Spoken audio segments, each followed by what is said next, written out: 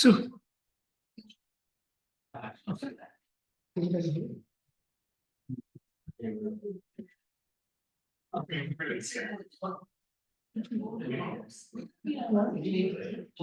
No.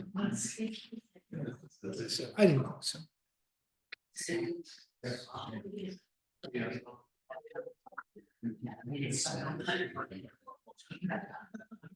We're going to commence our service. We have the Tisha B'Av services in these little booklets, the service that we created.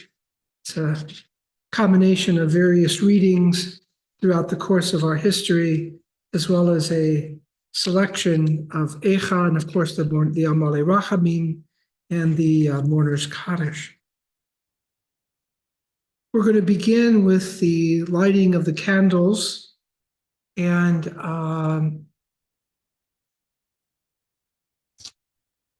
I have any volunteers to light the yahrzeit candle?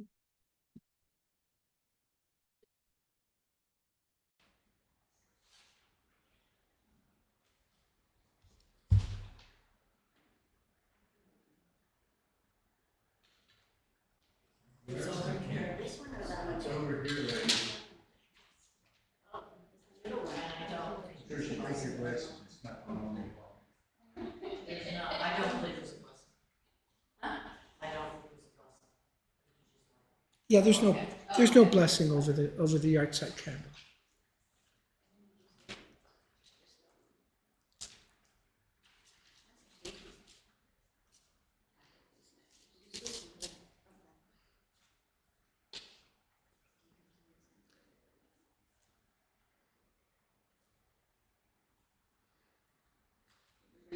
Yeah, a poem by Hannah Senesh.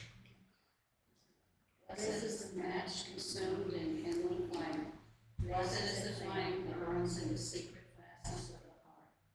Blessed is the heart that strength to stop beating for honor's sake. Blessed is the match consumed in kindling flame. And the author of this beautiful poem, Hannah Senesh, as many of you know, was a great Israeli poet. She lived in Israel before the creation of the state, and she was originally from Hungary. And the great transport of Jews to Auschwitz from Hungary actually occurred in the last months of the war. And to show you the emerging Israeli spirit, she, along with others, created a paratroopers to go in and rescue Jews out of Hungary. She was captured and held in a Hungarian prison. They were pleased to let her go because the war was ending. There was really no point to keeping her. There was no strategic advantage, clearly, and the war was nearing its end. But instead, she was killed. But her poetry remains alive, and that is why we selected this poem to commence our service. We're going to go on. Al Naharot Bavel, selection 2.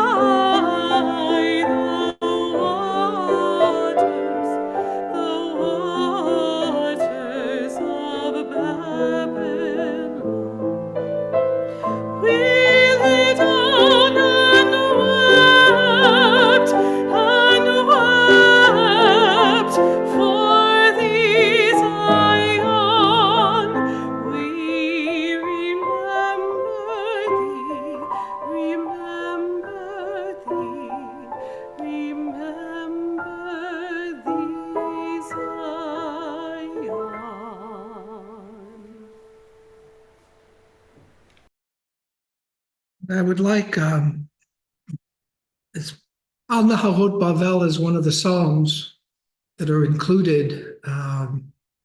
Even though it's attributed to David, it's very clear that the psalmist here is mourning the destruction of the first temple. Patricia, would you like to read on the bottom of page, the very first page, the Lamentations? It is customary to chant the book of Lamentations on the eve of Tisha B'Av. We've done a selection here in honor of that tradition. Would you like to read the English on the Lamentations? Also to share with us, you had your hand up before. I wanted the Al Naharot Bavel to be read before. So if you had a comment you wanted to make. You want me to make my comment? Please, of course. Her mother went to the prison because she was supposed to be released. They had just killed her 10 minutes before. Yeah, that's right. That Yeah. was all for her mother. Yeah. Yeah, thank you for adding that. They made a great plea to get her, and she had already been, the mother had gone, right? Thank you for sharing that. Thank you. Alas, lonely sits the city once great with people. She that was great among nations, it became like a widow. The prince's mouth states it became peaceful. Bitterly she wept in the night, but she wept with tears. There's none to comfort her, of all her friends. All her friends have been betrayed. They have come to foes.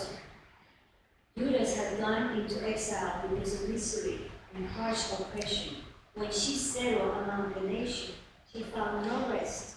All her pursuers overtook her in narrow places. Silent words are in her. Empty festival planners. All her gates are deserted. Her priests outside, her maidens are unhappy. She is utterly disconsolate. Her enemies are now in ashes. The floors are out of place because the Lord has acquitted her for many transgression. The infants have gone into captivity before his enemy. Gone from fair Zion are all that were her glory. The leaders were of like scouts and found no pasture. They could only walk freely before her. As is customary to chant, there's a special trope for the Book of Lamentations, which is traditionally read on Tisha B'Av. Echa Yashva Vadad Ha'ir Habati Am Hayeta Ke'almana Labati Vagoyim Sarati Babdinot Hayeta Lahamas Bachotivke balayla vimdata alecheya ein lamnache mikolo haveha kol re'eha bagduva hayula le'oivim galta Yehuda me'oni u'me'rov avodah He Yashva Vagoyim Lo Matzah Manoach Kol Rodfecha Hisiguha Ben Hametzarim Darchei Tzion Avelot Mibli Bahe Moed Kol Shara Shomemim Kohaneha Nenachim Bibtulotecha Nugod Vihimarlo Hayu Tzareha Lerosh Oiveha Shalu Ki Adonai Hoga Aro Peshaeha Olaleha Achushivi Lifnei Tzar Vayetze mi bat Zion kol hadara hayu saryaha kayalim lo matzu mir'eh וילכו ולא כוח לפני רודף.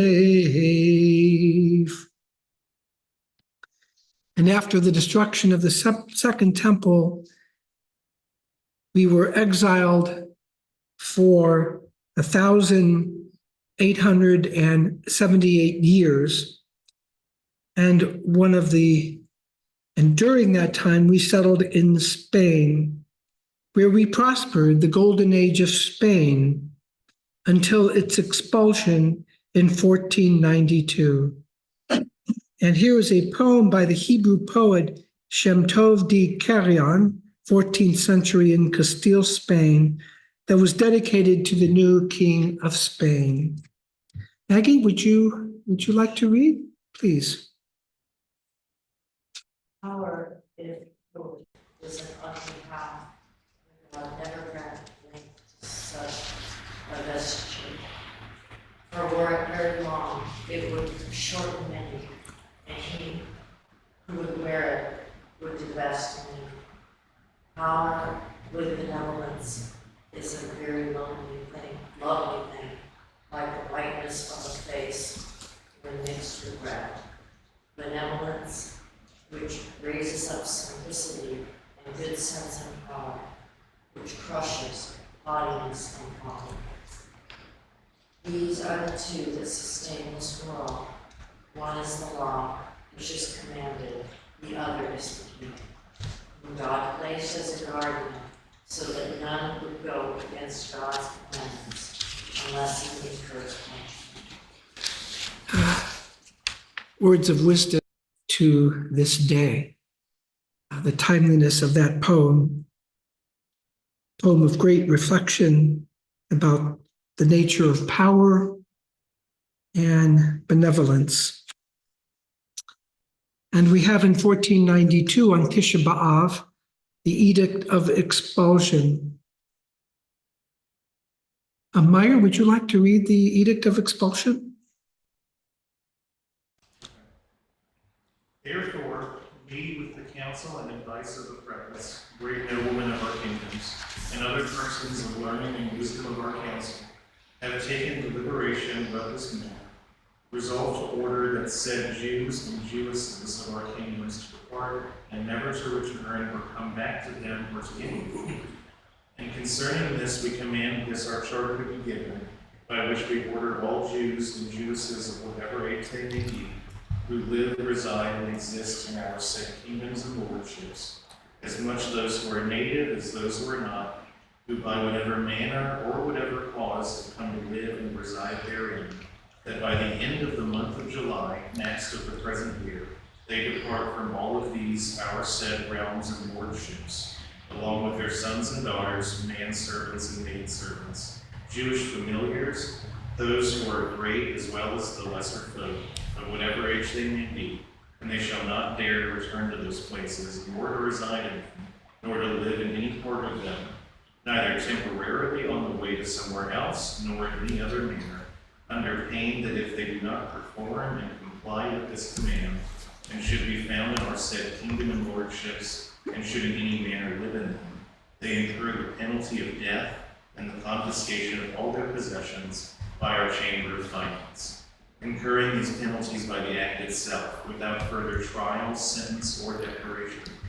And we command and forbid that any person or persons of the said kingdoms, of whatever estate, condition, or dignity that they may be, shall dare to receive, protect, defend, nor hold publicly or secretly any Jew or Jewess beyond the date of the end of July and from henceforth forever, in their lands, houses, or in any other parts of said kingdoms and lordships, under pain of losing all their possessions, vassals, fortified places, and other inheritances, and beyond this of losing whatever financial grants they hold from us by our Chamber of Finance. Such is the Edict of Expulsion. And I'll share a story that I think I've communicated before, but I'll share it with you again. When I was engaged in the cemetery restoration project, we went to a town in Ukraine called Dudushkapol. And we were motioned into the home of an elderly man who had lived through the war. And through our translator, he told us about what the Jewish town was like, because it was 50% Jewish prior to World War II. And it relates directly to this phenomena here that called us in, and he recalled fondly his, was in third grade, this attraction to a young Jewish girl with whom he befriended. And they enjoyed each other as little girls and boys might. And he said, while the Jews were here, the town was full of life. There was market day on Thursday. There was a vibrancy to this little town, this little village. The Jews in Ukraine were forced to dig a shallow grave where 900 were shot on one particular day. And he said that ever since then, ever since the Jews left, it has not been the same. That vibrancy, that life is no longer there. And to some extent, I think we see a certain element of sadness in any country, any province that did this to Jews, including Spain, which before the Edict of Expulsion and before the Jews began to be persecuted, there was the golden age of Spain in which Jews and Muslims interacted. Jews were in the court. They held high positions. They wrote poetry. They were physicians. They held positions of influence, and Spain was vibrant. But if you think of Spain after the Edict of Expulsion, what happened? What happened to Spain and the problems that they endured? I'm not saying one caused the other, but there's certainly a correlation to countries that did this to Jews, expelled them, and what became of them after. And it's a lesson really for every country today about hatred and about thinking of expelling people who are already there, living there in good faith. It's a lesson for humanity. The Project Preservation was not a study of cemetery restoration. It was a study of our humanity, our collective humanity. And in this, we see what happens when hatred, when anti-Semitism rears its ugly head. Not only do the Jews suffer, and the Jews suffered, we suffered greatly, that's the traumatic of our history, but the country suffers. The country that does this suffers. I'll just conclude with this. I hadn't intended to speak, but it's very apropos. Alan Dershowitz was invited to speak at a Holocaust commemoration, I believe, in Germany. And he talked about that not only the Jews were victims, but Germany and humanity were victims, because maybe one of the Jews who were physicians, the Jews occupied very high positions in Germany prior to the war, might have discovered a cure for cancer. Germany was a leading place of scientific research, despite all the problems that it had. And all the physicists, all the scientists, all the doctors and lawyers that were there. Germany, in a strange kind of way, much like Spain, worse than Spain, of course, suffered. Humanity suffers when Jews are persecuted, when there are attempts to annihilate the Jewish people. And that exists today. If God forbid,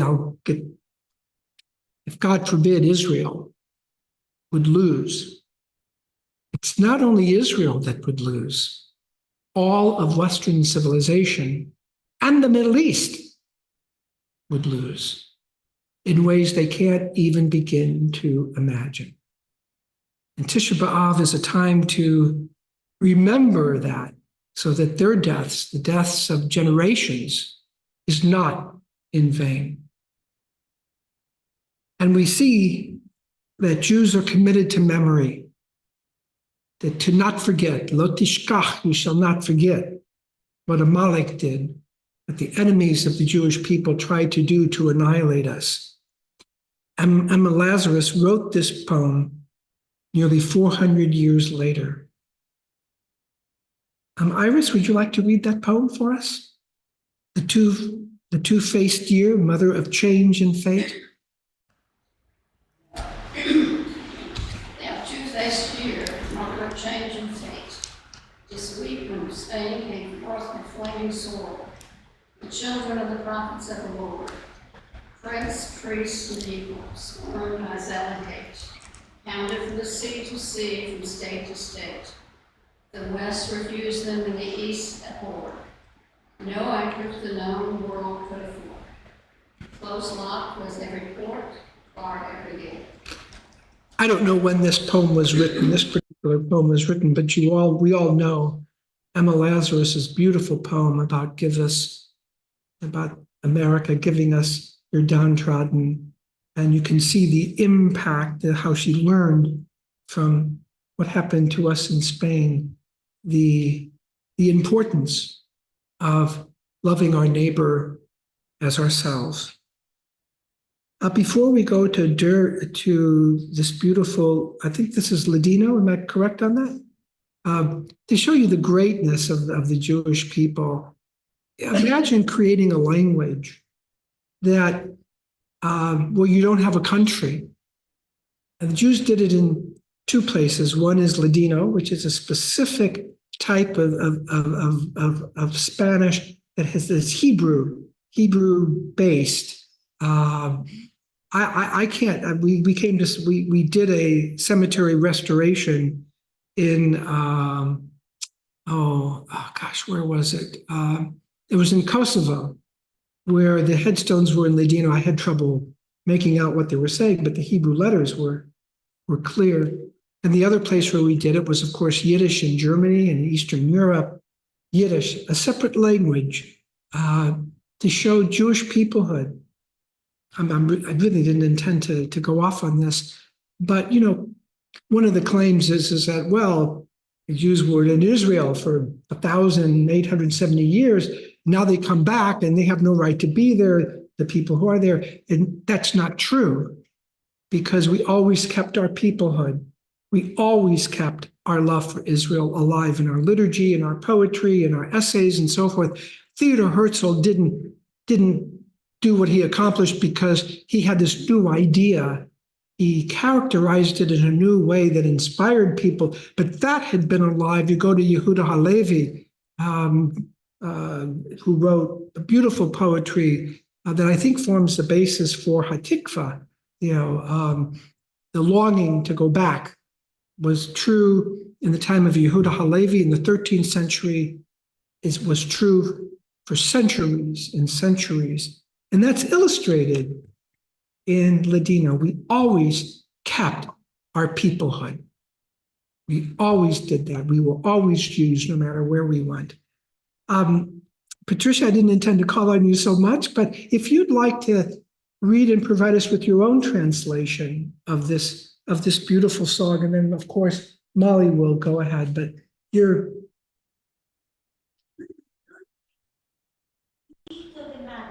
Dormi, hice ansia y dolor, e sentí joya hasta rica de magia.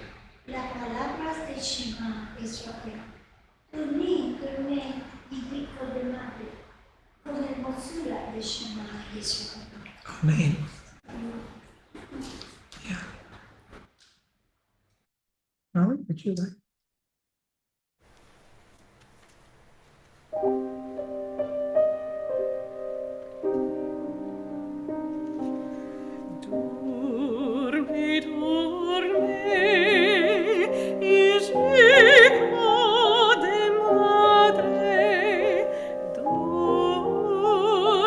Dormi,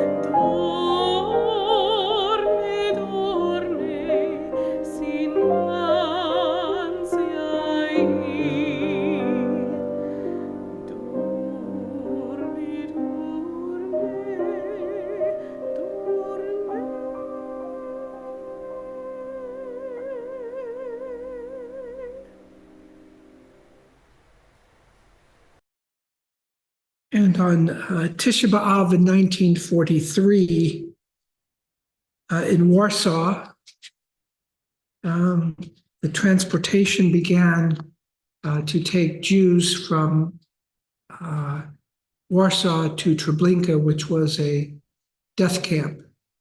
You got off the train, it wasn't Auschwitz, where there was a selection, and those who could work survived. The average survival at Auschwitz was 90 days. Those that could survive longer was nearly a miracle. But at Treblinka, there was no camp except for those that could help in the gassing process. So there was not big camps. It was just a got off the train and you went right to the gas chamber, save for a few who they might need to cut hair or clean the ovens and so forth. That began in 1943. On the next page, in their memory, the memory of all the Jews, and we should also keep in mind that Treblinka was one of 3 death camps that were operational beginning in 1942. One was Treblinka, another one was Sobibor, and another one was Belchach. These were death camps, but because they were so inefficiently operated, 2 were shut down. Treblinka remained. They wanted to become more efficient, and that's where Zyklon B, the gas that was used at Auschwitz, was used. So tragically, that was where that was developed. It wasn't developed there, but that's how Zyklon B became used in the death camps. Eufen Pripyatchuk is a beautiful Yiddish song that was sung throughout Europe in shtetls and in large towns alike. It's a very, very beautiful, and many of you may be familiar with it. It was used in Schindler's List, the film, and was a very famous Yiddish song long before World War II. I'd like someone to just recite the lyrics going 1 through 4 before we hear it sung so beautifully by Molly, our cantorial soloist. Do I have any? Howard, would you like to read? Recite the poem of Wolfgang Prifetchuk. At the fireplace, a little fire burns, and in the room it's warm. And the rabbi teaches little children Aleph Bet. See you children dear, remember dear ones, what you're learning here. See once again and then again. Come let's Aleph. Learn children with great desire, but say I to you. Whomever amongst you most quickly learns Hebrew, he shall receive an award. When you will, children dear, older become, you yourselves will understand how many tears in the letters lie, and how much weeping. When you will, children dear, bear thyself, and wrought out thee. You should, from the letters, draw strength. Look at them inside. And Hebrew, of course, was in part what kept us alive, learning, the emphasis on learning, even in shtetls where really learning shouldn't be the heavy emphasis. A trade, farming, agriculture, those are the things that should be taught. But Hebrew and learning, the love of learning, was really nurtured in the exile. And it's an exile that produced a Marc Chagall. It's an exile that produced an Elie Wiesel. And its influence carried over into the United States.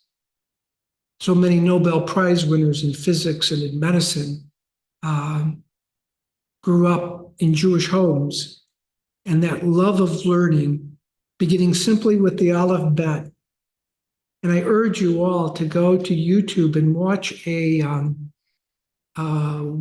video, one of Ilana Kagan, that talks about the impact of her Hebrew school training and how she argued with her rabbi to become bat mitzvahed, and how that set the stage for her sense of justice and her devotion to learning jurisprudence. And in another interview involving Ruth Bader Ginsburg and her good friend Anthony Scalia, that was more than reaching across the aisle. That was like reaching across the ocean in terms of their philosophical approach to law. Ruth, but they loved each other as friends. They loved each other. That's the messianic attitude. And Ruth Bader Ginsburg talked about her going to Hebrew school and the impact of learning about the 10 Commandments, and how she saw that, and how she saw Torah reflected or gave her a foundation of justice. Now, of course, even that led into a friendly discussion in the interview between Scalia and Ginsburg. But what I'm trying to emphasize here is that in the midst of all this destruction, of all this disruption where other peoples might have assimilated and so forth, our love of learning, our love of peoplehood, represented here by the simple teaching of the Aleph Bet and going to Cheder. It's interesting. When I went to Hebrew school, my grandparents and my parents would say, "Did you go to Cheder today?" They didn't say, "Did you go to religious school?" They said, "Did you go to Cheder?" Cheder is Yiddish for cheder, which is Hebrew for room.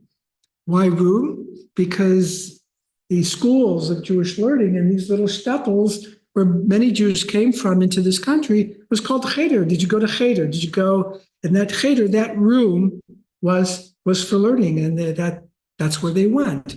It wasn't called, it wasn't called a Beit Midrash. It was called a Cheder. Even my school, it had like over 120, 130 kids in the religious school. It wasn't called religious school. It was called Cheder. What's that? They still call it that in Tzfat. And that's where it comes from here. So even that language is still used to this very day.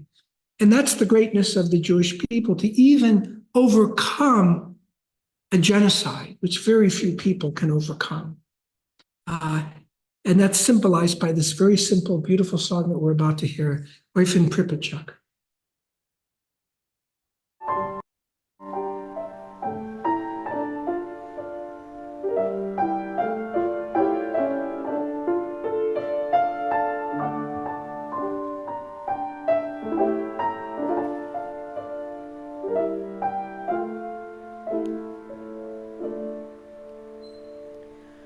Oifin Pripachak brennt auf Fegeri und in Stubi stehs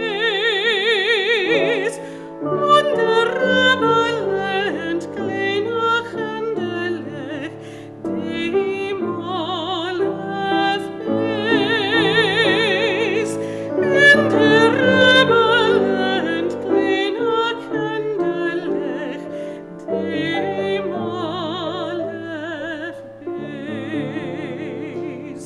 Seht ihr Kindele, gedenkt ihr Tiere, was ihr lernt da. Seid ihr noch einmal und Tag noch einmal, kommet Alef beis. Seid ihr noch einmal und Tag noch einmal, kommet Alef an.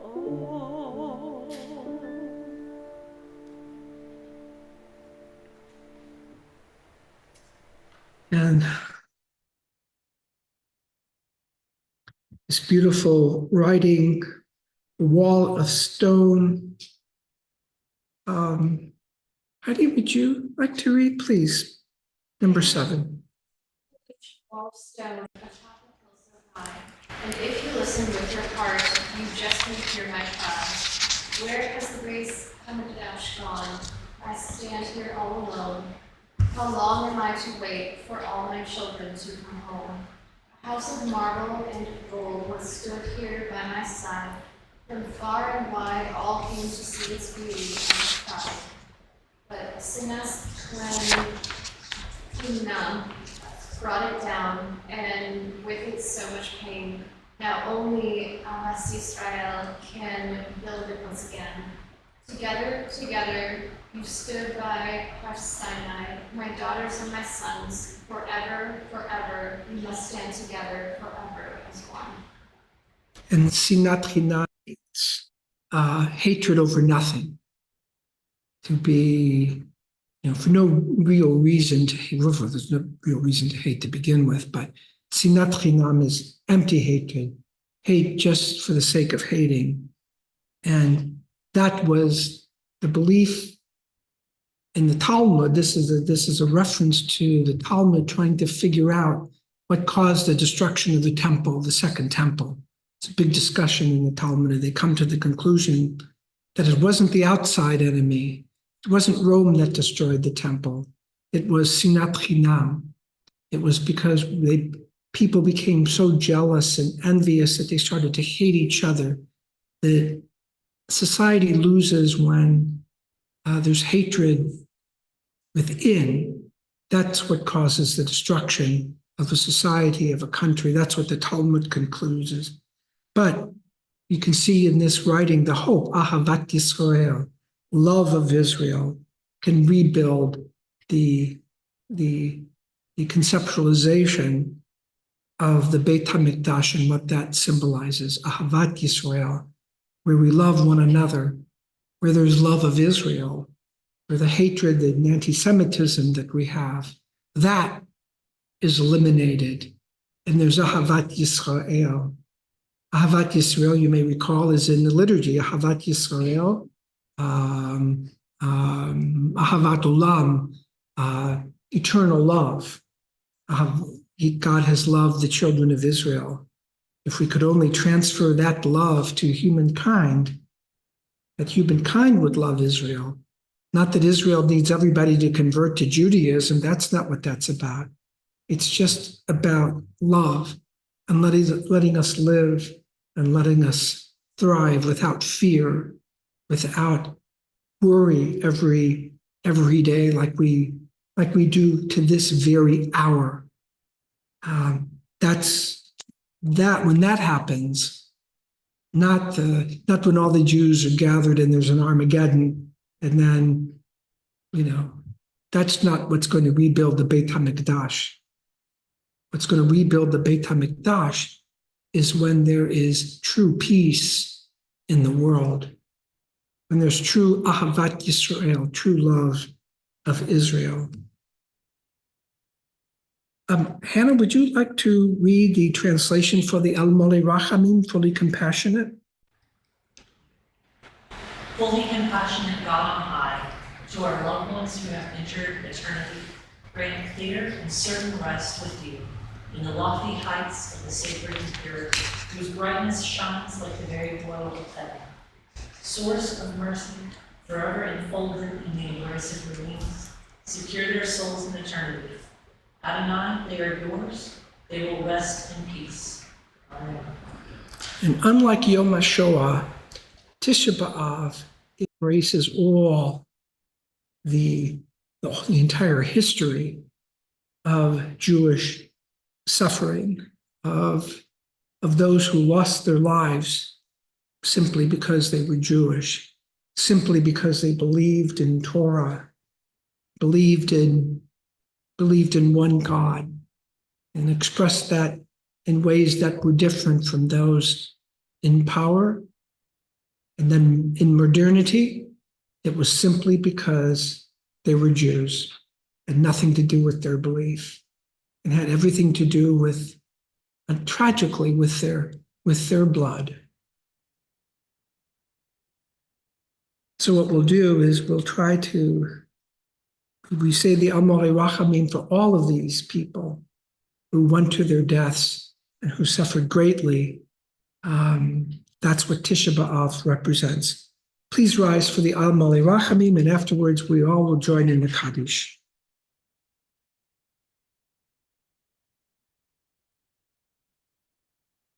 Amorei Rachamim, Shochein Bamromim, Hamitzei Menucha Nechona, Tachat Kanafei HaShechina, Im Kedoshim Utehorim, Kezar Akia Masfilim, Kezbenishmat Yakiranu, Shahalachu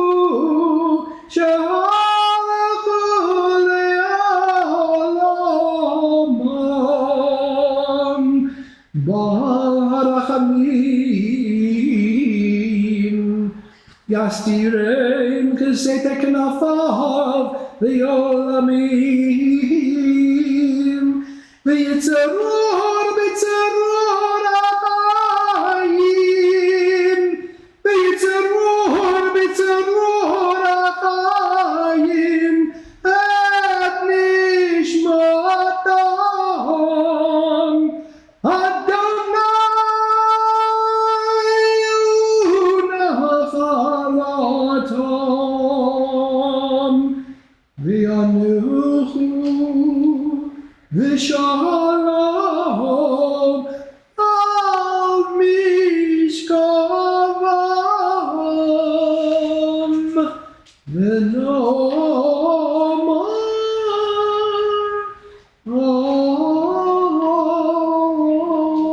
Amen. The Kaddish, either on that page or on the transliteration on the following page. Yitgadal, Yitkadash, Shmei Haba, Yalma Divrach Hidute, Yamlich Malchute, V'chayechon V'yomechon, Uv'chayei Dechol Beit Yisrael, Ba'adala V'zman Kariv Iru, Amen. יהי שמי רבה מבורך, לעולם ולעולמי עולמיה. יתברך וישתבח ויתפאר ויתרומם ויתנשא, ויתהדר ויתעלה ויתעלה, שמי דקודשה בריחו. לעילה מן כל ברכתה ושירתה, תושבחתה ונחמתה, דאמירן בעלמה ועברו אמן. יהי שלמה אבא משמיא, וחיים עלינו ועל כל ישראל ועברו אמן. עושה שלום במרומיו, הוא יעשה שלום עלינו ועל כל ישראל ועברו אמן. May God, who establisheth peace unto the heavens, grant peace and comfort in the hearts of all who mourn, and let us say, Amen. You may be seated. And Nate, would you do the very last reading from Eicha? We're going to conclude with Eicha. And despite all of the tragic history, there is this sense of wanting to, not to return unto God. That is something that we as a people have never lost, is our connection, our faith in God. And that's a faith that continues to this time and to this moment. The conclusion of Eicha, the 10th reading. Nate, would you do us the honor, please? Because of this, our hearts are sick. Because of these, our eyes are dim. Because of Mount Sinai, which lay desolate, and which jackals have prowled over it. But you, O Lord, are enthroned forever. Your throne endures through the ages. Why did you forget us utterly, forsake us for this time? Take us back, O Lord, to yourself, and let us come back. Renew our days as of old. But truly, you rejected us bitterly, raged against us. Take us back, O Lord, unto thyself, and let us come back. Renew our days of old. In some sense, we denied the reality in history of what was happening. We saw our suffering in terms of our turning away from God. We never saw other people as having power. They were rather instruments of God because we had broken the covenant long ago. And that lament is read every Tisha B'Av. Nowadays, of course, our understanding is different than what it was. And out of that came the state of Israel, the wonderful state of Israel, which still has that sense of renewal. And to show you how beautiful, how we've incorporated that, some of you may recognize the very, on verse, what's the verse is that? Verse 21, which is repeated, which is added as a verse 23. Hashivenu Adonai elecha v'nashuva elecha chadesha menu kekedem. That's the last part of the Eitz Chaim when we return the Torah to the ark. We chant that. Hashivenu Adonai elecha v'nashuva chadesh chadesh yameinu chadesh yameinu kekedem. We see that as a state of perfection of a relationship to God. We don't rest perfection in one human being. We rest perfection in our relationship to God, and that is what we long for. I'll chant the last 3 verses, and then we'll conclude with Hatikva, because throughout all of this, we never lost hope. And if you want to see one of the most moving YouTube videos, you plug in Hatikva, and you'll see that at Buchenwald, when they were liberated, they sang Hatikva. Before the creation, this was written, it was a folk song. I forget exactly, was it Hungary? I think it was. I'm not quite sure. Czechoslovakia, maybe Czechoslovakia. And then they adapted the poem, the lyrics of Hatikva to this melody. It was done before the creation of the state of Israel. And then when Israel was declared a state, this was adopted as its beautiful, beautiful national anthem. Al zeh hayadavar libenu, al ele choshchu einenu. Yahar Tzion sheshamim shu'alim hilchuvo. Ata Adonai leolam teshov kis'acha ledor vador. Chlama lanetzach tishkachenu ta'azvenu leorech yamim. Hashivenu Adonai Elecha v'nashuva chadesh yameinu kekedem kivchi imaos me'astanu katzafta aleinu ad me'od hashivenu Adonai elecha v'nashuva chadesh yameinu kekedem. Please rise for Hatikva.